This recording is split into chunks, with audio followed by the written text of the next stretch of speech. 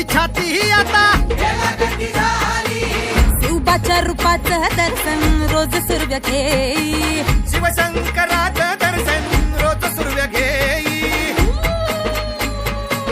कोटी कोटी पुण्य बांधून गाठीला जाई. शिवाजी